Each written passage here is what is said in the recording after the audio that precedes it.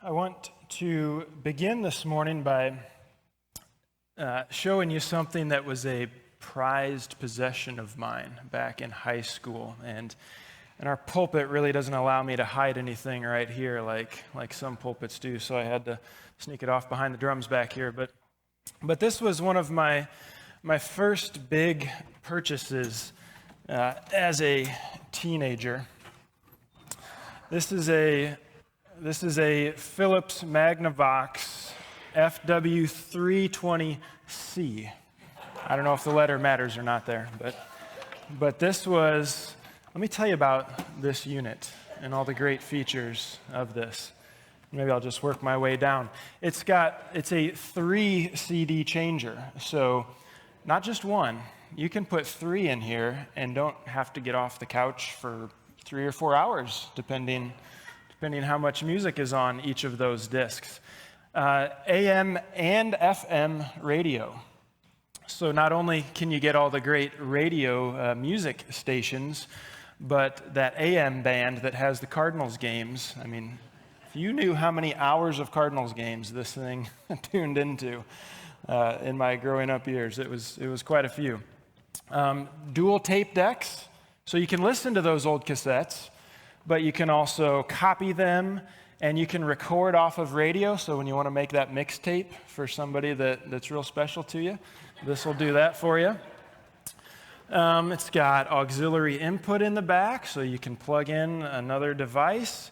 It's got, what's on here, digital sound control. It's got dynamic bass boost, and all of it can, I didn't bring the remote, but all of it can be controlled from a remote, just a remote control. I mean, this is it, right? I mean, if I can borrow a phrase from the 90s when I got this is all that in a bag of chips. I mean, remember that one?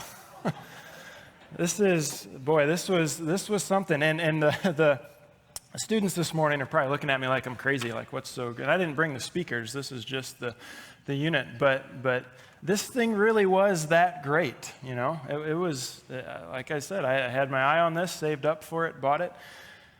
But my suspicion is I could probably not find anybody in here this morning that would pay me. I couldn't remember exactly how much I paid. I think it was like $150.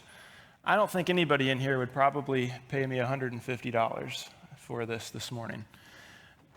Really, this stereo now, it's as clean as it's probably been in a decade because it sits in my garage, and I use it from time to time, but it's been relegated to the garage, and actually it's been somewhat replaced by a more portable unit that I've acquired recently, so it's even taken a step down from that, really. But it has lost its luster, right? And not just because it's kind of dusty, but there's things that have come along that are better, and it's surpassed it, right? It does things that even this wouldn't do. The book of Hebrews, which is where we're going to spend our time today, is a book that speaks of something else, and someone else, really, that came along that was much better than what came before. So if you want to turn in your Bibles there, Hebrews is a 13-chapter book. It starts on page 1001 in the Pew Bibles, if you want to turn there. In many ways, it's a linchpin holding the Old and New Testaments together. It gives us a framework and a way to interpret the Old Testament, especially the Old Covenant, in light of Jesus. And I would state that the main theme of Hebrews is this, and it's the title of the sermon this morning: Jesus is superior and worthy of our faith. So before we look at the text itself, I wanted to give just some quick background. Hebrews is the most debated book in the New Testament when it comes to identifying the author, identifying the original audience, and identifying the original setting for the book. None of those things are explicitly stated in the text. What we are left to do is make educated guesses. Because the book makes so many connections with the Old Testament and the Old Covenant, most scholars agree it was probably written to Jewish Christians. So followers of Jesus who came out of Judaism and were very familiar with Judaism. Many would say it was written between 60 and 70 A.D. 70 A.D. was when the temple in Jerusalem was destroyed, and so most think it was written in the decade before that. The purpose of the book is to provide a convincing case for why those Jewish background believers ought to maintain their faith in Jesus and not go back to Judaism. That's what the book is driving at. And we might ask the question, why would a person ever consider rejecting Jesus to go back to Judaism? Why would you do that? And really, there were a few reasons when we think about the context in the first century. One of the reasons, Judaism was an accepted religion in the Roman Empire. And without going into detail, during the reign of Julius Caesar, the Jews helped him win an important battle. And so because of that, Julius Caesar treated Jews favorably, and it continued into the first century AD. As a result, as long as the Jews paid their taxes, didn't revolt against Rome, they were kind of left alone to worship as they pleased. They didn't have to worship the Roman gods. And so in the very early days of the church, Christians were simply seen as a sect of Judaism. And as such, they were afforded the same protections as Jews. But as time went on, as their numbers grew, Christians began to be viewed separately, and so they lost those protections. And they were even specifically targeted for persecution in Rome by the Emperor Nero in the mid-60s, right around when we think this letter would have been written. So there might have been that temptation to go back to something that was a little safer in terms of how they were treated by Rome. Another reason, because Judaism was, was a legal religion, and because it was well established, to be a Jew meant that you had a synagogue. It meant that there was an established social network that you could be a part of. And so converting from Judaism to Christianity meant that you were often opposed by Jews. You were driven out of the synagogue. You were ostracized from your social circle. And we can look at the book of Acts and see how Paul was treated as he converted from Judaism to Christianity. And another reason, there were zealous Jewish rabbis who spoke out against belief in Jesus and tried to point out how Christians were neglecting to keep the God-given laws of Moses. They sought to convince Christians that their beliefs in Jesus, that they'd been misled, that they were on the wrong track. And so all that to say, there was cultural pressure, there was relational pressure, there was religious pressure that would have tempted those Jewish Christians to turn away from Jesus and go back to Judaism. And so this letter to the Hebrews was written to strengthen their faith in Jesus and encourage them to stand fast in their faith.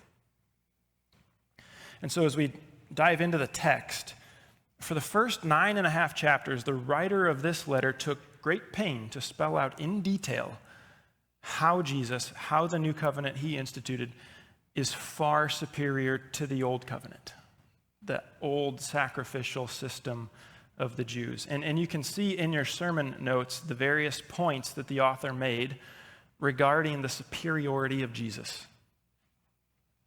So the first 4 verses of chapter 1, highlighting how Jesus is the superior revelation of God, sets the tone for the whole letter. And so I want to read those first 4 verses this morning. Chapter 1, verse 1, it says, "Long ago, at many times and in many ways, God spoke to our fathers by the prophets. But in these last days, he has spoken to us by his Son, whom he appointed the heir of all things, through whom also he created the world. He's the radiance of the glory of God and the exact imprint of his nature, and he upholds the universe by the word of his power. After making purification for sins, he sat down at the right hand of the Majesty on high, having become as much superior to angels as the name he has inherited is more excellent than theirs. So the writer notes the difference between two different ages. Long ago, something happened one way, but in these last days, something has happened in a different way. Long ago, God revealed himself through the prophets, beginning with Moses and the law, going all the way up through John the Baptist. But now, God's superior revelation of himself is seen in Jesus. Jesus is the exact imprint of the nature of God. He's the radiance of the glory of God, which means there is no better way in which God could have revealed himself to mankind and brought about mankind's salvation than through Jesus. There is no better way than what he did. He is superior. But how so? How is he superior? Well, the writer goes on, and he's superior to the angels, the created messengers of God. The rest of chapter 1, chapter 2 speaks to this. Angels are majestic beings that inspire awe and fear and reverence whenever a human comes into contact with them. There's a reason angels in the Bible tell people not to fear. That's why they lead off with that. There's something about them that's incredible. They are God's agents who carry out his will upon the earth and in the spiritual realms. And yet we see that even they cannot compare to the Son of God become flesh. They cannot compare to Jesus. He is the one crowned with glory and honor.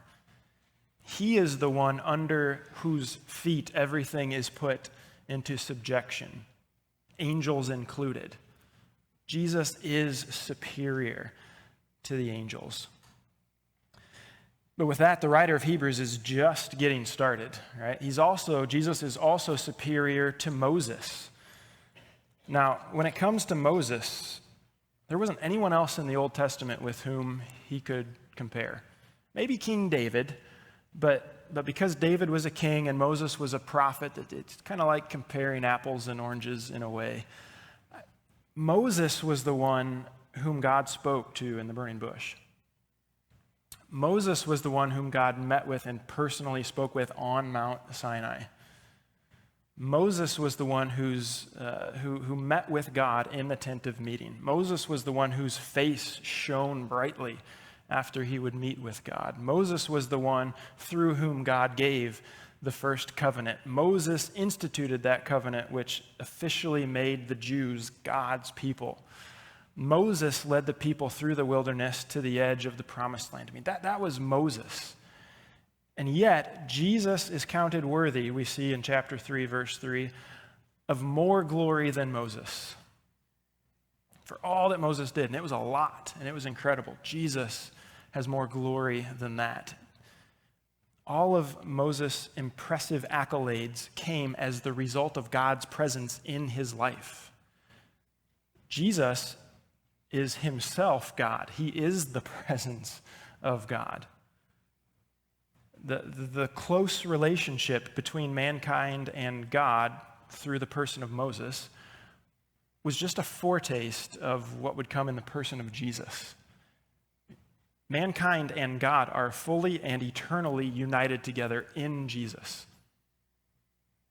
Jesus is superior to Moses. And the writer goes on and says that he's superior to Joshua as well, who came after Moses. Joshua took up that mantle of leadership and he led God's people into the promised land. Moses took them to the edge. Joshua took them in. Joshua directed them as they won victory over their enemies. He divided up their inheritance and sent them out then to enjoy it. And yet, Jesus provides a true and lasting rest and an eternal inheritance that far surpasses that of Joshua. And it's not even close. And the writer just keeps going. Jesus is superior to the high priest under the old covenant. Over 3 chapters are spent showing both the validity and the reality of Jesus' identity as the great high priest. It is a valid identity because it's in the order of Melchizedek. That's a fun name, isn't it? Melchizedek. I remember quizzing as a 7th grader, and we were quizzing over Hebrews, and I don't know, we would just find excuses to say the name Melchizedek. If we jumped and didn't know the answer, we'd just say Melchizedek because it was fun. But in addition to that name, he's a somewhat mysterious person. He's only mentioned briefly in Genesis 14, Psalm 110, and here in Hebrews. What we know about him is that he was both a priest and a king of Salem, presumably the city of Jerusalem before it was called that. And Melchizedek lived in the time of Abraham, so he was a contemporary of Abraham, long before the covenant was enacted through Moses. I mean, we're talking probably at least 500 years before Moses. Long before priests came from the tribe of Levi, long before kings were chosen from the tribe of Judah. So because Jesus' lineage was not from the tribe of Levi, some might argue, well, he can't be a high priest. He didn't come from the tribe of Levi.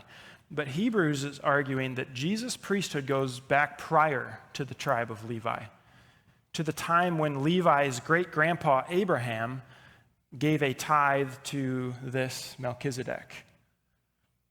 Jesus is a valid high priest in the order of Melchizedek, the writer says.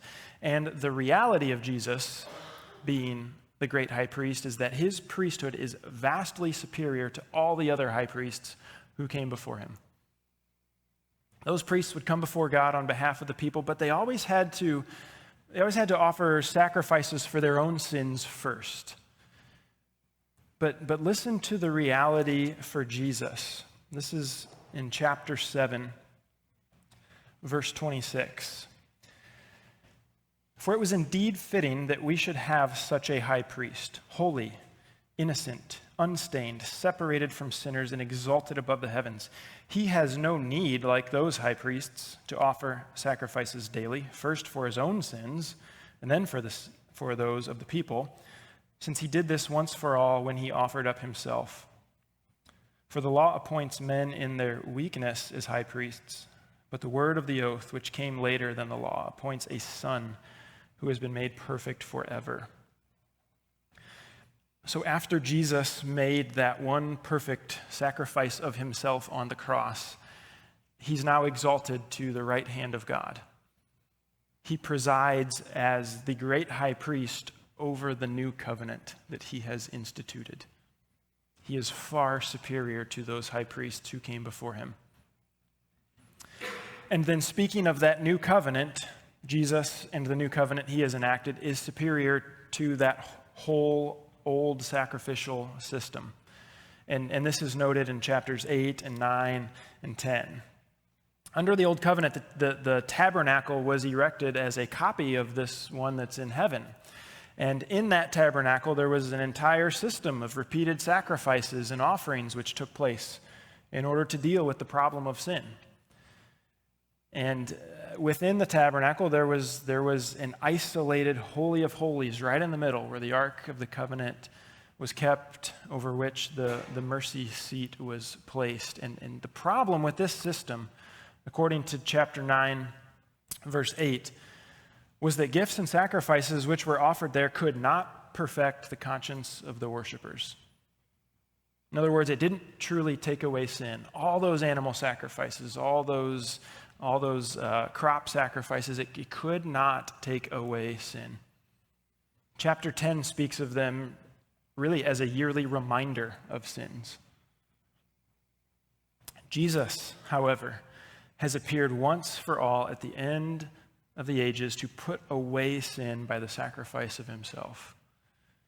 We are sanctified through Jesus Christ offering himself.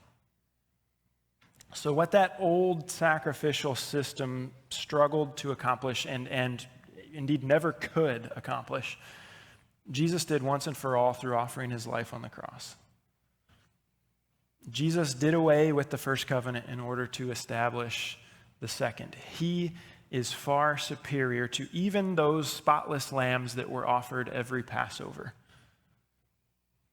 Jesus is superior. Told you the writer of Hebrews makes a case, right? Really spells it out, detail by detail. To Jewish Christians who were being tempted to turn back from their faith in Jesus, the writer of Hebrews makes this compelling case to not do that. It'd be like taking a step back from today's technology to this old stereo here. Except that the gap between this stereo and today's technology is minuscule compared to the gap between Jesus and the new covenant and the old covenant that came before. The Jewish Christians would have been foolish to turn away from that, turn away from Jesus. We too would be foolish to turn away from Jesus and turn towards something different. And so the writer of Hebrews wanted the believers to see Jesus for who he really was in all his glory and superiority, and then to hold fast in faith to him. It wasn't just about the knowledge. I mean, there's a lot of knowledge that's being driven at in the first 9.5 chapters. But then after that, the writer's saying, okay, now hold fast. Hold fast. In chapter 10, verse 19, there's that great transitional word, therefore. So in light of all of this that we've just been talking about Jesus, now stand firm. Persevere in faith in him. And in those first 9.5 chapters, the writer has given some warnings about turning away, but he really then focuses on holding fast to faith. The reason a call for perseverance is needed is because there are things which seek to undermine our faith. There are things which seek to cause us to turn away from Jesus and turn back to something or turn toward something else. The temptation to sin is one thing that can undermine faith. When our focus becomes satisfying the passions and desires of our sinful flesh, then we lose sight of the superior Jesus, the founder and perfecter of our faith, as the writer notes in chapter 12, verses 1 and 2. In those moments when sin looks so appealing, we must look to Jesus. We must remember how great and awesome and loving he is, how he's described in the first part of Hebrews especially. And as we do that, as we look to Jesus, our desire for sin will decrease and our desire for him will increase. The things we look at and think about guide our desires. They just do. There's a reason companies advertise products to us over and over and over. They know this. They know that what's in front of us, what we focus on, we begin to desire.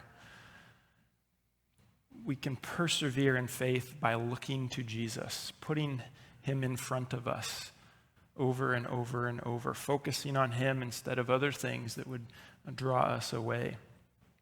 And it leads then to perseverance. Cloudy vision can undermine faith. Chapter 11, that great chapter, sometimes called the Hall of Faith, it gives example after example of people in the Bible who didn't exactly have a clear vision regarding the purpose and works of God. They didn't have all the answers about why or how God was doing what he was doing. Noah, so just looking down through some of these examples, Noah was warned about events unseen. He didn't know what a worldwide flood looked like, but God warned him, and in faith he acted. Abraham went out not knowing where he was going. Sarah didn't know how she could have a child in her old age. Isaac and Jacob spoke about future blessings over their children. Moses left Egypt, the writer of Hebrews says, following him who is invisible. The faith of these individuals is highlighted because in the midst of cloudy vision, they didn't have all the answers. They held fast and they lived out their faith, their trust in God. We are told that faith is not about believing in what we can see. Rather, faith is the assurance of things hoped for, the conviction of things not seen. That's what faith is. It's trusting in the things that we can't see, we can't understand. When we can't see or understand what's taking place, it might cause us to question our faith, but in reality, that's the point in which faith begins.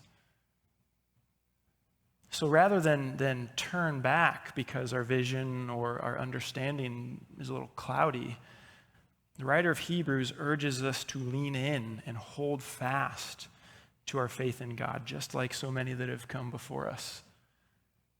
That was true in the Old Testament before Jesus. It's still true for us, even living after Jesus. There's still things that we have to take by faith. So we don't see it clearly. We don't understand it clearly. Hardship can undermine faith in Jesus. Sometimes the hardship comes in the form of persecution. At the end of chapter 10, we see that mentioned. It might be being mistreated or rejected or scorned or mocked for our faith. In those moments, we must not shrink back or throw away our confidence in God. Our faith is not misplaced because someone else disagrees with it or because someone else is opposed to it. We ought to stand firm and hold fast. But hardship, it might come through persecution. Sometimes hardship comes in the form of discipline. We see this in chapter 12. There's times where God shows his love to us by disciplining us for our own good. That loving discipline is meant to bring us back to him. Now, it's not pleasant, right?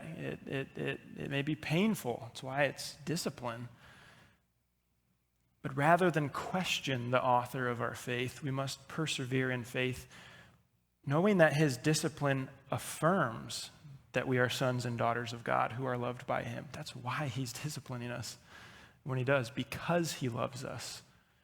And so we can hold fast to him in faith in the midst of that. The letter to the Hebrews ends then by urging the believers to hear and receive this message and live out their faith in Jesus. This is who Jesus is. He presents all of that in the first 9.5 chapters. And then he says, hold fast, right? There's all these things that are going to try to cause you to turn back, but instead, hear it, receive it, hold fast. Their faith in Jesus would be evident by their actions. So the big question for us today is, what does a letter written to Jewish believers struggling with the temptation to return to Judaism have to say to us? I mean, after all, we're not Jews who've spent the first part of our life living according to the Old Covenant. That doesn't describe us, does it? Well, just like the Jewish believers were facing cultural pressure, relational pressure, religious pressure to turn away from Jesus, we do, don't we? We face those things as well. I mean, cultural pressure, our culture tells us what we should and shouldn't believe about so many different things. And many times it's contrary to what Jesus tells us. The pressure can be great to downplay or hide or turn away from our faith in order to keep from being targeted as a follower of Jesus. And in those moments, we must not turn away from Jesus. Relational pressure can cause us to turn away from Jesus. Maybe we're afraid of losing a relationship if our faith becomes apparent. Maybe the person we're dating doesn't have faith in Jesus, and we feel pressured to choose between that person and our faith. That could be a tension.